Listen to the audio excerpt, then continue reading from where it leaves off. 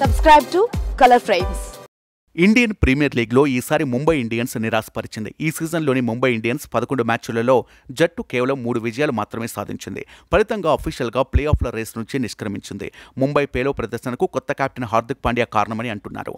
అభిమానులు కూడా అతన్ని చప్రి అంటూ ట్రోల్స్ చేస్తున్నారు. హార్దిక్ పాండ్యా ఆటతీరు, కెప్టెన్సీ నిర్ణయంపై ముంబై ఇండియన్స్ ఫ్రాంచైజీ కూడా అసంతృప్తిగా ఉన్నట్టు తెలుస్తోంది. కాగా మే 26న ఈ సీజన్ ఐపీఎల్ ముగుస్తుంది. దాని తర్వాత విదేశీ గడ్డపై జరగనున్న T20 ప్రపంచ కప్లో టీమిండియా పాల్గొనబోతుంది.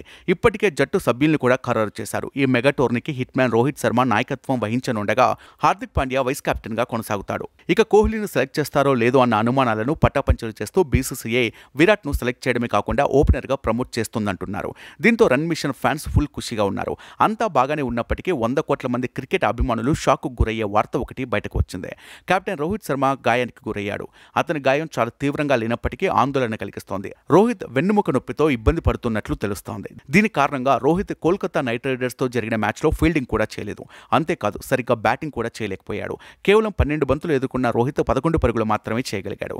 ఈ సమయంలో రోహిత్ శర్మ ముఖంలో చాలా నిరాశ కనిపించింది. మ్యాచ్ అనంతరం Mumbai Indians spin bowler Piyush Chawla మాట్లాడుతూ రోహిత్ శర్మ కొంత గాయంతో ఇబ్బంది పడుతున్నాడని అన్నాడు. దీంతో టీమిండియా అభిమానులు ఆందోళన చెందుతున్నారు. మరి వెన్నునొప్పితో బాధపడుతున్న రోహిత్ శర్మ ఐపీఎల్లో మరిన్ని మ్యాచ్లు ఆడాల్సి ఉంది. ఈ మ్యాచ్లలో రోహిత్ ఆడితే గాయం తీవ్రత మరింత పెరిగే అవకాశం ఉంది. ఇదే జరిగితే T20 వరల్డ్ కప్కు రోహిత్ దూరమైన ఆశ్చర్యం లేదు. రోహిత్ లేకపోతే వరల్డ్ కప్లో టీమిండియాకు ఇబ్బందులు తప్పవు. వీడియో మీకు నచ్చినట్లయితే ప్లీజ్ లైక్ చేయండి, షేర్ చేయండి, కామెంట్ చేయండి.